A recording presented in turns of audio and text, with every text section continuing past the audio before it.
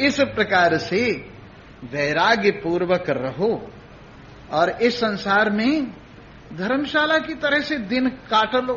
तो इसलिए सब ओर से ज्ञान के उजाले में, न किसी से लड़ते हुए, न किसी से झगड़ते हुए, सब में अपनी आत्मा का दर्शन करते हुए, सब में अपने राम को देखते हुए, सब में अपने परमात्मा को देखते हुए अपने स्वरूप की रोशनी में रहो और शोक से रहित होकर, लोभ से, मोह से रहित होकर।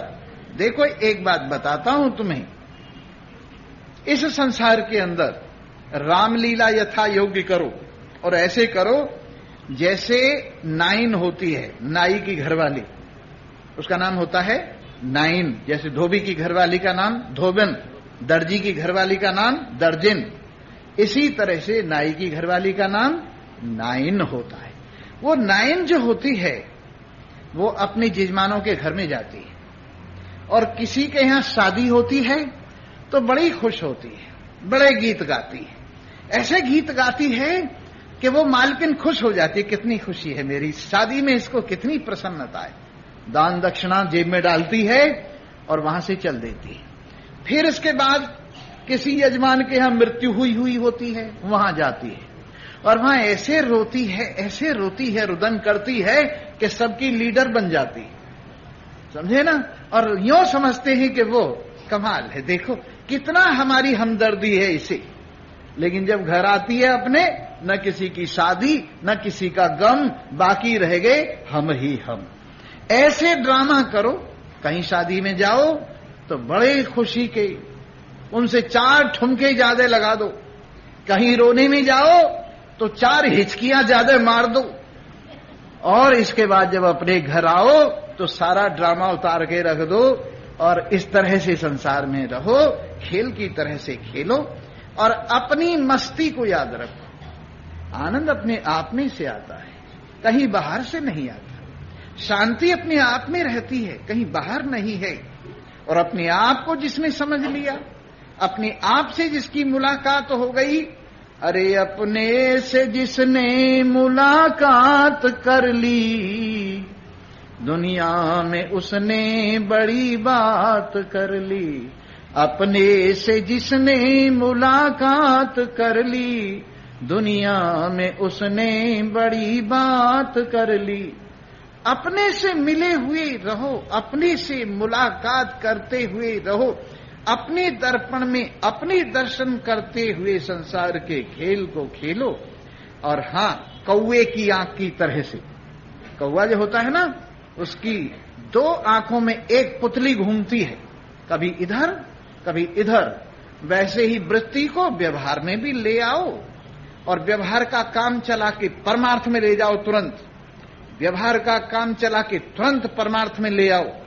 जैसे सांप से लड़ता हुआ नेवला बीच बीच में जड़ी खाता रहता है तो सांप का विष नहीं चढ़ता, वैसे ही सत्संग का, विचार का, आनंद का, स्वरूप का, परमात्म प्रेम का बीच बीच में रस लेते रहोगे, जड़ी खाते रहोगे तो संसार के इस सांप को तुम आराम से निपटा दोगे और इसका माया मोह का विष बिल्कुल नहीं चढ़ेगा। और ये जड़ी खानी भूल जाओगे तो ये सांप का विष चढ़ जाएगा। इसलिए रोज ये दवा हमारे से ले जाया करो और इसे खा के कंकड़ हजम, पत्थर हजम, सब हजम होता रहेगा, ये जान के ये दवा रोजाना खाते रहो, प्रतिदिन। जैसे ईसा मसीह ने कहा है, God give us our daily food. हे भगवान, हमारी रोजाना की रोटी हमें जरूर दीजिए। तो आप तो दाल रोटी समझ रहे होंगे, नहीं नहीं, ये सत्संग की रोटी है, ये विचार की रोटी है, असली खुराक ये है। इससे मन दुरुस्त रहता है। एक तो होती है तंदुरुस्ती, एक होती है मन दुरुस्ती। और अगर मन दुरुस्त रहे तो पूरी तंदुरुस्ती है, और मन दुरुस्त न रहे तो शरीर कितना ही बलवान हो कोई लाभ नहीं। इस मन दुरुस्ती के लिए, मन को ठीक रखने के लिए रोजाना का भोजन ज्ञान का भोजन है, विचार का भोजन है, परमात्म प्यार का भोजन है। और रोजाना इस भोजन को खाते रहो और जिंदगी में सारे खेल खेलते रहो और निश्चय जानो तुम मुक्त हो, बंधे हुए हो ही नहीं। आर कहे हैं पार को, पार कहे हैं आर, यही पकड़ के बैठ जा तू ही यार और पार। इधर वाले उधर वालों को पार कहते हैं और उधर वाले इधर वालों को पार कहते हैं। असली पार तू ही है। अपने आप में विराजमान हो जा, न बाहर जा, न भीतर जा, न पूरब जा, न पश्चिम जा, न उत्तर जा, न दक्षिण जा। सारी दिशाओं की कल्पना को, सारी काल की कल्पनाओं को, सारी वस्तु की कल्पनाओं को, सब कुछ विकल्पों को अपने में पान करके शोक से रहित होकर रहे। कौन सा कुछ मर गया है यहां? आत्मा मरता नहीं है, शरीर पहले ही मरा हुआ है, तो रोना किसके लिए? ऐसे बीत शोक, शोक से रहित होकर जिनकी दृष्टि आवरण से रहित हुई, अपने स्वरूप में विराजमान हुई, वो यहां सुशोभित होते, आनंदवान होते। आओ आज की बात सुनो, बोलो सच्चिदानंद। हाँ, जो सो रहे हैं वो जाग जाओ, और जागने वाले वो और जाग जाओ। हाँ, बात चल रही थी समस्तम कल्पना मात्रम। जो कुछ है तुमसे अलग, वो सारा कुछ कल्पना मात्र है, ख्याल मात्र है, वास्तव में कुछ नहीं। वास्तव में कुछ नहीं है। तुमसे अतिरिक्त जो कुछ भी है वो सारे का सारा कल्पना मात्र है, असल तुम। अच्छा देखिए, ये जितने मकान बने हैं पहले कहां आते हैं? ये मकान सबके सब जो आप देख रहे हैं पहले कहां आते हैं? दिमाग में आते हैं, और फिर हाथ में आते हैं, और फिर मटेरियल में जाते हैं और खड़े हो जाते हैं। पहले दिमाग में आते हैं, फिर हाथ में आते हैं, और फिर मटेरियल में जाते हैं और खड़े हो जाते हैं। तो ये मकान कहां से निकले हैं? ख्याल से, दिमाग से निकले। और ये शरीर, ये कहां से आते हैं? अरे ये भी ख्याल से आते हैं।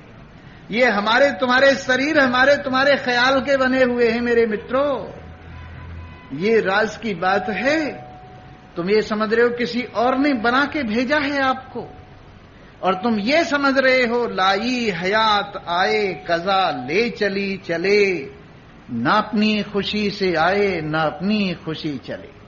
आम आदमी ये समझता है लाई हयात माने जिंदगी लाई और हम आ गए, भगवान ने हमें ऊपर से फेंक दिया और हम आ गए। लाई हयात आए कसा ले चली चले, और मौत हमें उठा के ले गई और हम चल दिए। इस तरह से ना अपनी खुशी से आए ना अपनी खुशी चले, ना अपनी खुशी से आए हैं और ना अपनी खुशी से जाते हैं। आम आदमी ये समझता है। लेकिन मैं तुम्हें स्पष्ट बताता हूं, लाया ख्याल आए ख्याल ले चला चले। लाया ख्याल आए ख्याल ले चला चले, अपनी खुशी से आए और अपनी खुशी चले।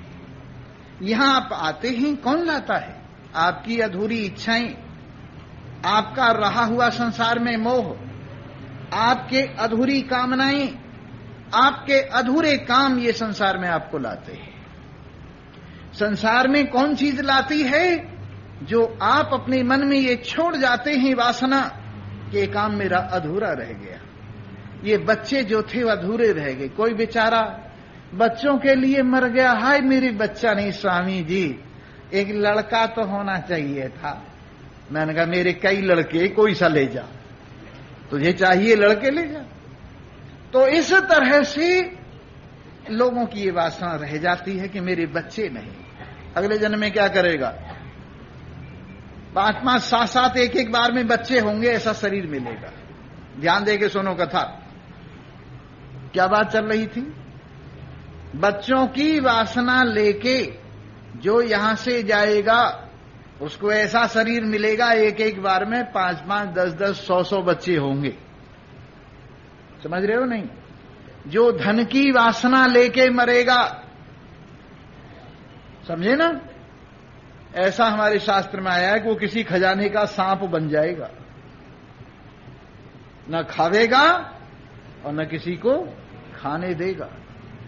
इस प्रकार से ये हमारी अधूरी इच्छाएं, हमारे शास्त्रों में आता है कि जन्म कर्म देता है और कर्म प्रवृत्ति है और प्रवृत्ति माने इच्छा की। इच्छा ही कर्म है, कर्म ही जन्म है। जो जन्म को जीतना चाहे उसे कर्म जीतने चाहिए, जो कर्म जीतना चाहे उसे इच्छा जीतनी चाहिए, जिसको इच्छा जीतनी हो उसे ज्ञान प्राप्त करना चाहिए।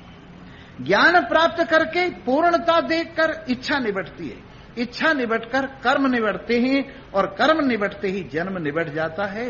इसलिए ये मनुष्य शरीर में बात समझ में आती है और कहीं समझ में नहीं आती है। इसलिए यही कर्मों को विजय करके जाओ। और कैसे विजय करके जाओ? भिद्यते हृदय ग्रंथि छिद्यन्ते सर्व संशयाः क्षीयन्ते चासे कर्माणि तस्मिन् दृष्टे परावरे। ऐसा वेद भगवान कहते हैं। भिद्यते हृदय ग्रंथि, जब हृदय की गांठ खुल जाती है। हृदय में गांठ लगी हुई है अज्ञान की, हृदय में गांठ लगी हुई है अविद्या की। और कैसी गांठ लगी हुई है मैं तुम्हें बता भी दूं। देखो, ये आपको तौलिया दिखाई दे रहा है।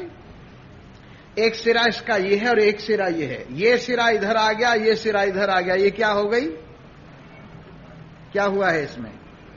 कुछ भी नहीं हुआ। सिरे अपनी जगह छोड़कर दूसरी जगह चले गए, गांठ बन गई। वैसे ही दो सिरे हैं, एक आत्मा वाला सिरा, एक अनात्मा वाला सिरा। ये निश्चय के तौलिया में दो सिरे हैं, एक आत्मा वाला सिरा, एक अनात्मा वाला सिरा।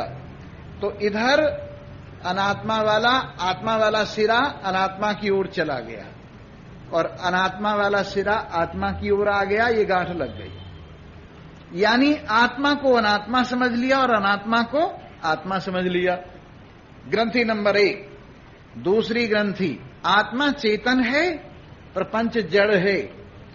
आत्मा को जड़ समझ लिया, प्रपंच को चेतन समझ लिया। ये ग्रंथि लग गई। ग्रंथि नंबर 3, आत्मा आनंद स्वरूप है, प्रपंच दुख रूप है। आत्मा को दुख रूप समझ लिया और प्रपंच को सुख रूप समझ लिया। ग्रंथि नंबर 3, आत्मा बिल्कुल निर्मल है और संसार मल रूप है।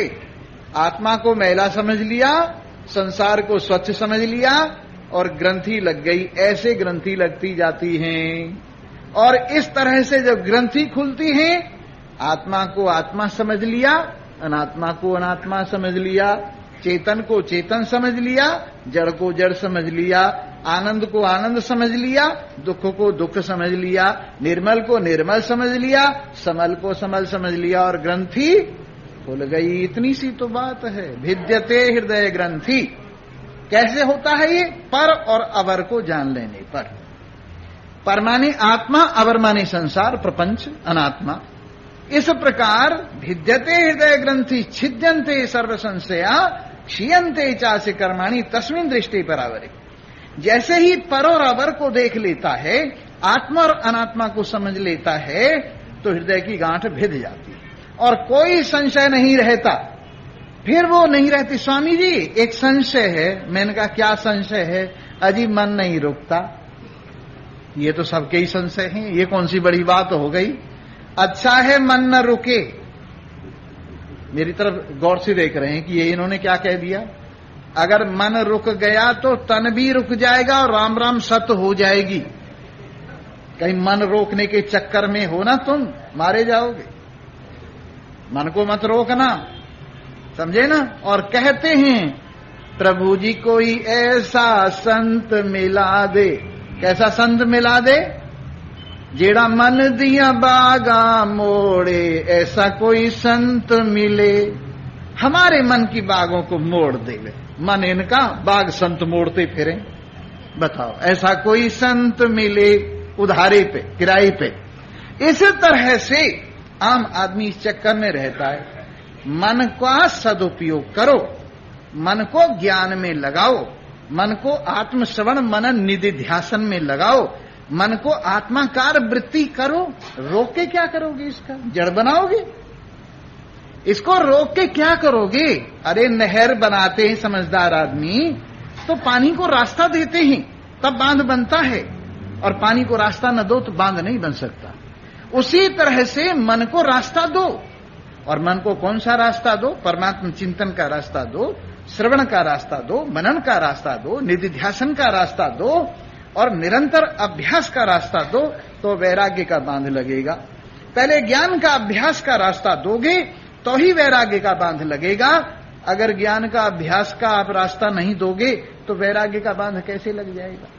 इस प्रकार से इस मन का सदुपयोग करो। और क्या समझो मन से?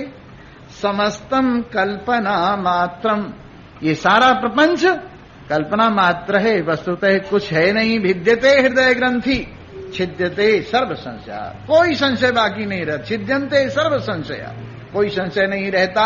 मैं आत्मा सत हूं, मैं आत्मा ज्ञान स्वरूप हूं, मैं आत्मा आनंद स्वरूप हूं, मैं आत्मा एक हूं, मैं आत्मा मुक्त हूं, मैं आत्मा ब्रह्म हूं और सब कुछ चराचर जगत एक आत्मा है, वो आत्मा मैं हूं। ये इस बात में कोई संशय नहीं रहता। भिद्यते हृदय ग्रंथि छिद्यंते सर्व संशयाः क्षीयन्ते चास्य कर्माणि, ऐसे ज्ञानवान के कर्म यही निबट जाते हैं।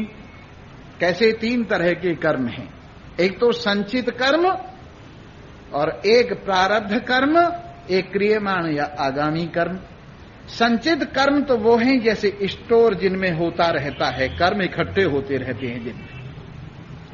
और प्रारब्ध कर्म वो है जो अंत समय प्रबल वासना होती है और उसको लेकर जो शरीर बनते हैं वो प्रारब्ध कर्म है। ये शरीर जो बना है प्रारब्ध कर्मों से बना है। और फिर जो अब हो रहे हैं वो आगामी कर्म है।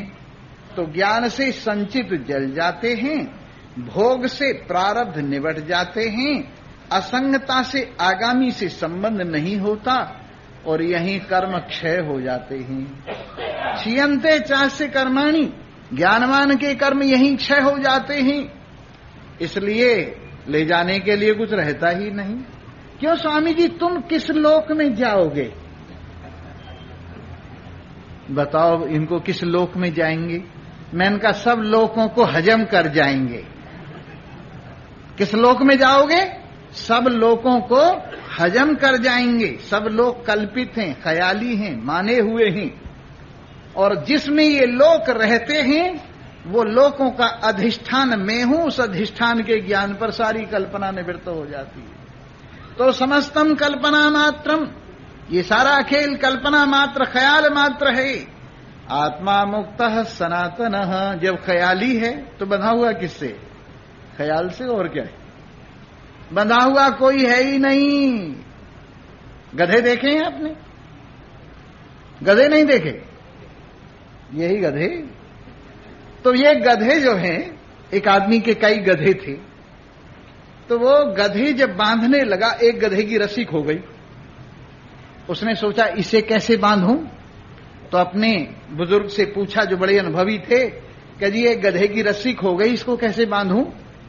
कहने लगे इसके एक काम कर, इसके पैर पे हाथ फिरा दे और ये समझेगा मैं बंध गया हूं। बस यूं कर दे, यूं। उन्होंने कहा ठीक है। बस जैसे और गधों को बांधते आ रहे थे रस्सी से, रस्सी तो थी नहीं, बिना रस्सी के हाथ फिरा के खूंटे पे यूं यूं कर दिया और उस गधे ने समझा कि मैं बंध गया। और गधों की तरह से वो भी खड़ा हो गया सारी रात भर, और गधों की तरह से लिटलिटी मारता रहा, खड़ा रहा, बैठा रहा। सुबह होते ही सबके रस्से खोले गए, उस गधे का रस्सा नहीं खोला गया। वो चला ही नहीं, सब गधे चालू हो गए। उसने पूछा जी ये गधा तो चलता नहीं, कि इसका बंधन खोलना, रस्सा खोल। कि रस्सा इसके है कहां? कि इसके ख्याल में है, मन में है और कहीं है। क्योंकि तूने जो हाथ फिराया ना, उसकी वजह से इसके मन में ये भाव आ गया। उसने ऐसा ही किया, हाथ घुमाया, रस्सा उसने समझा गधे ने खुल गया और गधा चालू हो गया। तो वैसे बंधा हुआ कोई नहीं है, तुम्हारे में यूं ही है। बंधा हुआ कोई थोड़ा ही है, कल्पना मात्रम। बंधन भी कल्पना मात्र है। जब आत्मा के अतिरिक्त सब कुछ कल्पना मात्र है तो सब कुछ से बंधन भी कल्पना मात्र है। और कोई हिम्मती हो तो 1 सेकंड लगती है, कल्पना मात्र है ये समझ के कह देवे जयराम जी की, कहीं भी बंधन नहीं। तो समस्तम कल्पना मात्रम आत्मा मुक्तः सनातनः इति विज्ञाय धीरो ही, ऐसा जानकर धैर्यवान अपने में जो टिक गया है, फिर क्या अभ्यास करेगा बालक की तरह से। जैसे बालक अभ्यास करता है, ज्ञानवानों की दृष्टि में तो अभ्यास करने वाले बालक हैं, पर हां जिनकी समझ में जब तक नहीं आई ना, तब तक उनके लिए ये सारा काम ठीक है। सारा काम ठीक है जिनकी समझ में नहीं आई, और जिनकी बात समझ में आ गई है उनके लिए सब खेल है। पूजा पाठ भी खेल है, ध्यान भी खेल है, सारा कुछ खेल है। जिनका काम बन गया उनके लिए तो सारा खेल है। जिनका काम बन गया उनके लिए खेल है, जिनकी समझ आ गई उनके लिए खेल है। जादू है कुछ नहीं, बस समझ ना आना जादू है, और समझ में आ जाए तो कोई जादू नहीं। रोज कहता है जादूगर, ए जमूरे तुम्हारा सिर काट दो। जमूरा कहता काट दो। लोग कहते ना ना, हमसे 10-10 रुपए ले लो, इसका सिर मत काटो। पर जमूरा जिसका सिर कट रहा है वो कहता काट दो। उसको मालूम है कहां से सिर काटेगा, जमूरे के रोज सिर काटेगा, जमूरा कहां से लाएगा। ये तो जादू है, झूठ मूठ करेगा, वास्तव में सिरवेन नहीं काटेगा। तो वैसे जो भगवान के जमूरे हो गए हैं ना, जिनको विद्या आ गई है, वो जान गए हैं कि अब कुछ बनने बिगड़ने वाला नहीं है। समझ रहे हैं ना, जादूगर का जमूड़ा वो जान गया है जादूगर की सारी कारीगरी को, हथफेरी को। वैसे ही भगवान के जमूरे जाने वही जेहि देहु जनाई, जानत तुम ही होई जाई। जिसे जनाते हैं, अपना जमूरा बनाते हैं, इतनी देर में जना देती हैं, और जब जान जाता है तो फिर काम बेड़ा पार। न कुछ करने की जरूरत, न कुछ कराने की जरूरत। परंतु जब तक समझ में ना आए तब तक अच्छा है, अच्छा है, कुछ करना चाहिए, आगे चल के रास्ता मिल जाएगा, और एक दिन तुम जरूर निकम्मेपन में पहुंच जाओगे। निकम्मेपन का शुद्ध संस्कृत है नैष्कर्म्य भाव। नैष्कर्म्य भाव, और नैष्कर्म्य भाव कुछ न करने वाला भाव, निश्चिंतता वाला भाव, ये अपने आप में विद्यमान होने पर समझ में आता है। इन्हीं शब्दों के साथ जयराम जी की। और अब तुम्हें एक भजन और सुनाता हूं, और भजन सुन के अपने घर चले जाना, और फिर इसके बाद कल को आ जाना। कल को बहुत बढ़िया कथा सुनाऊंगा।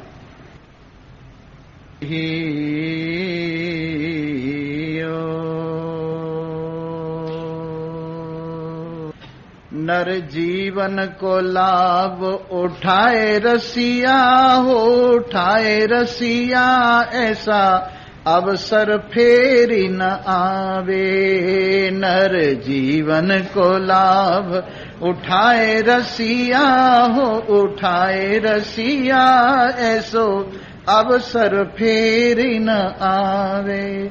जो तू रसिया पशु पक्षी हो तो, जो तू रसिया पशु पक्षी हो तो कैसे लाभ उठाए रसिया हो, उठाए रसिया, ऐसो अवसर फेर न आवे।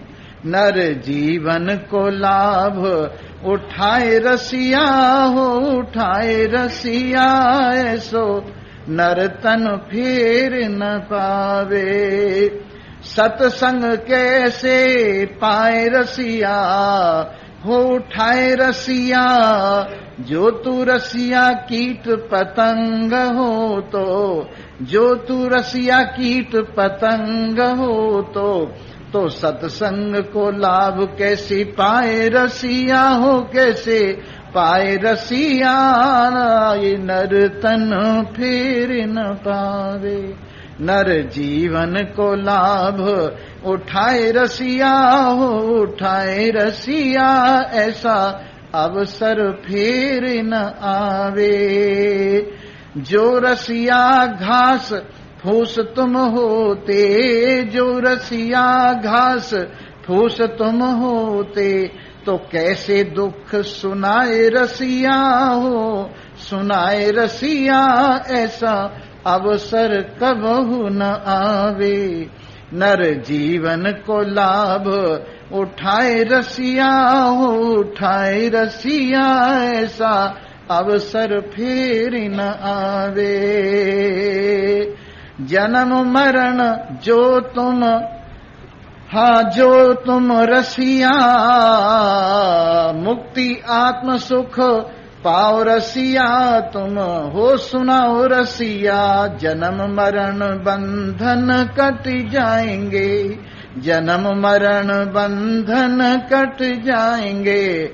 मुक्ति आत्म सुख पाए रसिया ऐसो अवसर फिर न आवे। नर तन को लाभ उठाए रसिया ऐसो अवसर फिर न आवे। सबई दुखन को कारण अज्ञान है, भूल सबई दुखन को कारण, या भूल से छुट्टी पाए रसिया हो, पाए रसिया ऐसो अवसर फिर न आवे। नर जीवन को लाभ उठाए रसिया हो, उठाए रसिया ऐसो अवसर फिर न आवे। सर्वे भवन आत्मा ब्रह्मेति निश्चित्य, भावा भावौ च कल्पितौ। निष्कामः किं विजानाति, किं ब्रूते च करोति किम्। अयम् सोऽहमयम् नाहम् इति क्षीणा विकल्पना।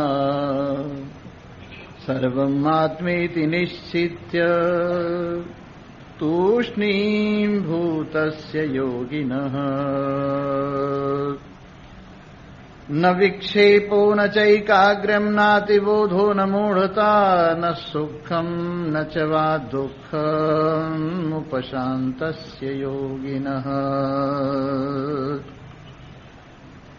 विचारवान श्रोता वृंद, कल आपने श्रवण किया समस्तम कल्पना मात्रम, ये सब कुछ कल्पना मात्र है, ख्याल है, वास्तव में कुछ नहीं। और सब कुछ से तात्पर्य है एक पदार्थ का परिचय करके, माने सत्य को, ज्ञान स्वरूप, आनंद स्वरूप, अपने आप को, आत्मा को छोड़कर बाकी सब कल्पना मात्र है। और ये आत्मा किसी से बंधा हुआ नहीं है, जब कुछ है ही नहीं और सब ख्याली है, कल्पना मात्र है, तो बांधने वाली वस्तु भी कौन सी रह जाती है? केवल अज्ञान से, केवल नासमझी से बंधा हुआ नहीं है, पर अपने आप को बंधा हुआ समझ रहा है। और ये समझ में आ जाए कि मुझ आत्मा के अतिरिक्त तो कुछ भी नहीं, मैं आत्मा सजातीय विजातीय स्वगत भेद रहित केवल हूं। न तो मेरा सजातीय दूसरा कोई आत्मा है, 2, 3, 4, 10, 20 आत्मा नहीं है। आम आदमी ये समझता है कि हर शरीर में अलग अलग आत्मा है, परंतु वास्तविकता ये नहीं है। सब शरीरों में एक ही आत्मा है, और शरीरों में भी है और शरीरों से बाहर भी है। ऐसा नहीं कि शरीरों में ही है, शरीरों से बाहर भी है, परंतु क्योंकि शरीरों में अंतःकरण विराजमान है, इसलिए यहां पर विशेष रूप से डबल चेतन होने से इसकी प्रतीति होती है, अनुभूति होती है। डबल चेतन से तात्पर्य क्या है? जैसे धूप है, आपके आंगन में बड़े आराम से, बड़ी अच्छी तरह से पड़ रही है।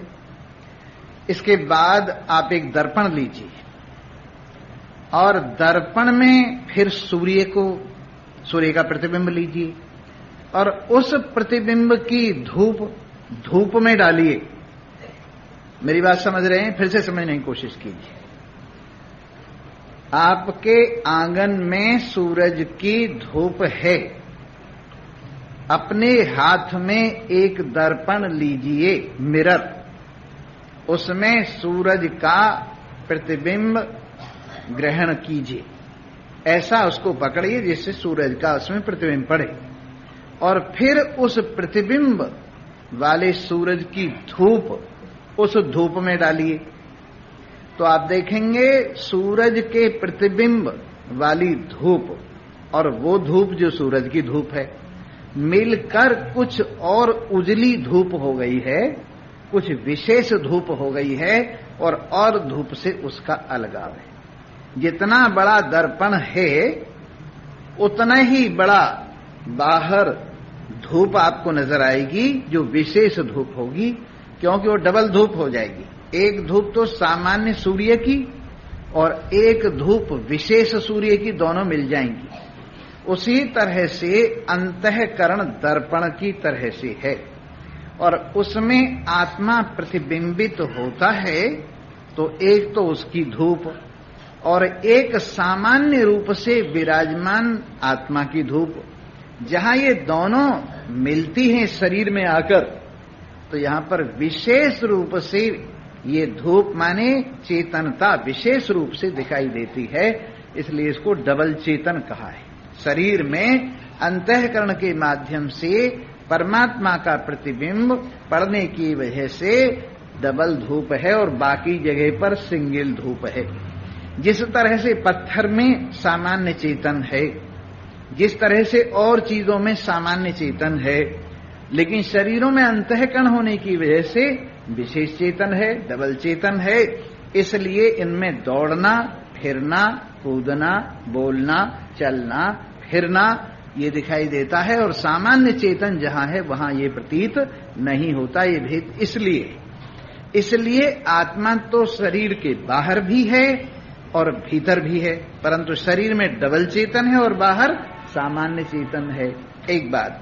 दूसरी बात यह है कि शरीर में भी एक बड़ी विचित्र विशेषता है, इसमें भी बहुत सी मशीनें हैं और इसकी शक्ति को ये कन्वर्ट करती। जैसे अंतःकरण अपने तरीके से इसको कन्वर्ट करता है, ज्ञानेंद्रियां अपनी तरीके से कन्वर्ट करती हैं, कर्मेंद्रियां अपनी तरीके से कन्वर्ट करती हैं, प्राण अपनी तरीके से कन्वर्ट करता है और शरीर अपने तरीके से कन्वर्ट करता है। एक ही शक्ति देने वाला, एक ही शक्ति वाला है, लेकिन उसकी शक्ति अलग अलग मशीनरी में अलग अलग रूप धारण कर लेती है। जिस तरह से बिजली है, हीटर में वो पानी गर्म कर रही है, कूलर में वो पानी ठंडा कर रही है, कहीं इस्त्री में, प्रेस में कपड़े पर प्रेस कर रही है। तो ये बिजली से जो बहुत से काम हो रहे हैं, ये मशीनरी का फर्क है। और जैसी जैसी मशीन है, बिजली वैसी ही वैसी उसमें जाकर मशीनरी के द्वारा कन्वर्ट हो जाती है और अलग अलग काम करती। जैसे पंखा भी चल रहा है बिजली से, ट्यूब भी जल रही है बिजली से, बल्ब भी जल रहा है बिजली से। ये तीन मशीनें आपके सामने हैं और इन तीन मशीनों में बिजली तीन रूप से काम कर रही है। पंखे में पंखे की रूप में देख लीजिए कैसे घूम रहा है पंखा, और ट्यूबलाइट देख लीजिए, और ट्यूबलाइट के साथ साथ बल्ब वाले लाइट देख लीजिए। ये अंतर जो आपको दिखाई दे रहा है, ये बिजली की ओर से अंतर नहीं है, ये मशीनरी की ओर से अंतर है। तो उसी प्रकार से एक ही शक्ति, एक ही पावर, एक ही परमात्मा की महिमा हमारे सबके शरीरों में है, लेकिन मन में संकल्प विकल्प रूप से, चित्त में चिंतन रूप से, अहंकार में मैं हूं के भाव रूप से, और मन बुद्धि में ज्ञान रूप से। इस रूप से इसके चार रूप हो जाते हैं। अंतःकरण में इसके चार शक्ति चार रूप में कन्वर्ट हो जाती है। इसकी शक्ति मन में संकल्प विकल्प रूप से, चित्त में चिंतन रूप से, अहंकार में मैं हूं के भाव रूप से, और बुद्धि में ज्ञान की वृत्ति के रूप से, चार रूप से कन्वर्ट हो जाती है। और पांचों ज्ञानी इंद्रियों में, कान में सुनने के रूप में, त्वचा में छूने के रूप में, आंख में देखने के रूप में, रसना में रस लेने के रूप में, और नासिका में गंध के प्रकाशन के रूप में ये शक्ति परिवर्तित हो जाती है। उसी प्रकार हाथों में लेने देने के रूप में, पैरों के चलने के रूप में, वाणी के बोलने के रूप में, उपस्थेंद्रिय सांसारिक भोग के रूप में और गुदा मल परित्याग के रूप में ये शक्ति परिवर्तित हो जाती है। प्राण है, उसके अंदर ये शक्ति खाना पीना जो हम लेते हैं उसको अंदर पहुंचाने के रूप में काम करती है। अपान है, मलमूत्र और वायु को नीचे फेंकने के रूप में काम करती है। समान है, पूरे शरीर में रहकर एक रस शरीर की व्यवस्था को करते हुए विराजमान रहती है। और व्यान नस नाड़ियों में दौड़ता हुआ खून को ले जाता है अंदर बाहर। ये भी परमात्मा की शक्ति ही व्यान के रूप में परिणित हो गई है। इसी प्रकार उदाने, बैठने उठने के रूप में, छींक और जम्हाई के रूप में, हिचकी इत्यादि के रूप में ये परमात्मा की शक्ति, आत्मा की शक्ति ही कन्वर्ट हो गई है। और इस प्रकार से और भी जो 5 उपप्राण हैं, नाग, कूर्म, कृकल, देवदत्त, धनंजय, वो भी एक ही शक्ति प्राणों के 10 रूप में परिणित हो गई है। और संसार में सब जगह पर सूरज के सूरज के रूप में, चंद्रमा में चंद्रमा के रूप में, अग्नि में अग्नि के रूप में, सितारों में सितारों के रूप में, और बिजली में बिजली के रूप में, और हर वस्तु के अंदर यही शक्ति है। कहीं कड़वी, कहीं मीठी, कहीं गंध वाली, कहीं सुगंध वाली, कहीं दुर्गंध वाली, सब जगह पर एक ही की महिमा इस माया की कारीगरी से अनेक रूप में प्रतीत हो रही है। बोलो सच्चिदानंद। ध्यान दे के सुनो। तो ये एक ही की महिमा है और अनेकता इसमें माया की वजह से है। बहुत बढ़िया दृष्टांत दे के इसको समझा जा सकता है। एक चारपाई है। आजकल तो चारपाइयां बनती हैं और तरह की चारपाइयां। आजकल चारपाई नहीं, बेड होती है। पहले चारपाई होती थी, रस्सी की बनाते थे, रस्सी से बुनाई करते थे और उसमें बीच बीच में छेद होते थे। तो वो जो रस्सी से बुनी हुई चारपाई जिसमें छेद होते हैं, उसको धूप में रख दीजिए तो ऊपर से धूप आ रही है एक, और चारपाई के नीचे दिखाई देगी अनेक। वो चारपाई कहीं से लेके देख लीजिए, बाजार में शायद मिल जाए, नहीं तो झुग्गी झोंपड़ी वालों के पास एक आध कहीं ना कहीं पड़ी होगी, वहां से ले आइए। वो चारपाई धूप में बिछा दीजिए, ऊपर से धूप आती हुई एक, और चारपाई के नीचे उन छेदों में से निकलती हुई अनेक दिखाई देगी। वैसे ही माया रूपी चारपाई है और उसमें अविद्या के छेद हैं, उसमें अविद्या के छेद हैं। ऊपर से परमात्मा की धूप माया पर एक ही रूप में पड़ती है, लेकिन माया के छेदों से, अविद्या से वो धूप अनेक रूप में दिखाई देती है। परमात्मा की शक्ति माया में तो एक ही रूप से है, इसलिए परमात्मा एक ही है, ईश्वर एक है जो माया की उपाधि से प्रतीत होता है। और अविद्या, क्योंकि माया में अनेक छेदों में अविद्या है, उससे ये नीचे अनेक रूप में भासती है, इसलिए जीव रूप से अनेक रूपों में प्रतीत हो रही है। और मोटा सा, इससे भी मोटा दृष्टांत ये है। एक बच्चा जो था ना, अपना मुंह दर्पण में देख रहा था, उसके हाथ से दर्पण नीचे गिर गया और उसके बहुत से टुकड़े दर्पण के हो गए। अब बच्चे के मुंह कितने दिखाई देने लगे? जितने टुकड़े हो गए उतने ही मुंह दिखाई देने लगे। वैसे ही भगवान जी माया के दर्पण में अपना मुंह देख रहे थे, उनके हाथ से माया गिर गई और उसके टुकड़े टुकड़े हो गए, वो बन गई अविद्या। अब कितने रूप दिख रहे हैं?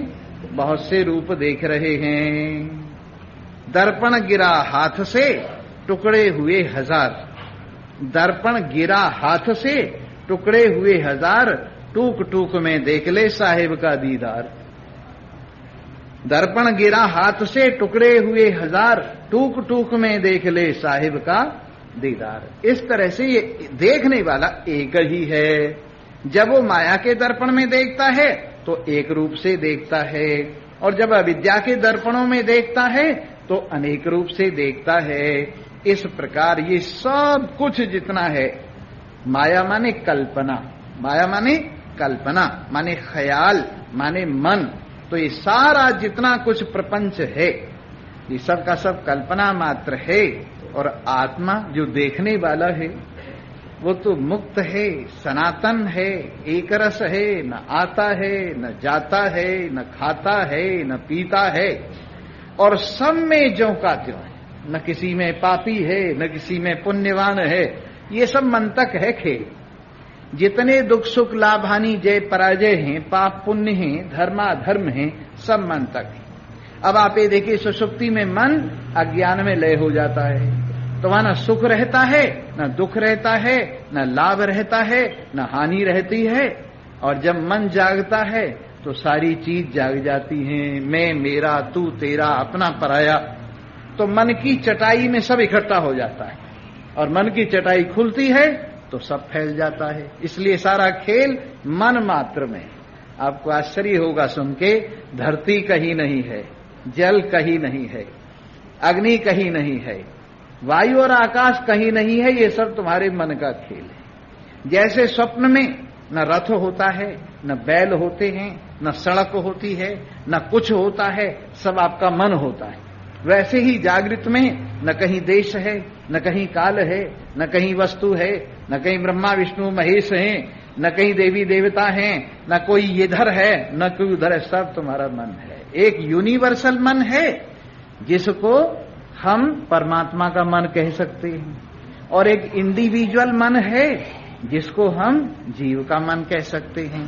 परमात्मा के मन से व्यवहार सिद्ध होता है, और जीव के मन से ये जो संसार है अपना अलग अलग सा वो सिद्ध होता है। जैसे एक स्त्री है, स्त्री का शरीर परमात्मा की ओर से तो एक है, पर जीवों की ओर से एक उसको माता कहता है, एक उसको बहन कहता है, एक उसको घरवाली कहता है, और तरह तरह की बहुत सी और नाते, चाची ताई वगैरह कहते हैं। तो ये सब जीवों के नाते अनेक होते हैं। परमात्मा की सृष्टि में किसी को कोई बंधन नहीं, परमात्मा की सृष्टि से किसी को कोई बंधन नहीं है। ये तो हमारी अपनी सृष्टि है जिससे हम बंधे हुए हैं। अगर अपनी सृष्टि हम संभाल लें, अपने मन को संभाल लें, न आकाश से कोई बंधा हुआ है, न वायु से कोई बंधा हुआ है, न अग्नि से कोई बंधा हुआ है, न जल पृथ्वी से कोई बंधा हुआ है, न शरीर से कोई बंधा हुआ है, न ज्ञानेन्द्रिय कर्मेंद्रिय प्राण अंतःकरण से कोई बंधा हुआ है। जब इनके साथ हमारे मन की दुनिया जुड़ जाती है तो बंध जाते हैं, अन्यथा तो कहीं बंधे हुए नहीं हैं। तो इस तरह से चाहे तो इसको समष्टि रूप में देखिए, और चाहे इसको व्यष्टि रूप में देखिए, सब कल्पना मात्र है, सब ख्याल मात्र है, सब ख्याल मात्र है। स्वामी राम कहा करते थे, बादशाह जितने हैं सब मोहरे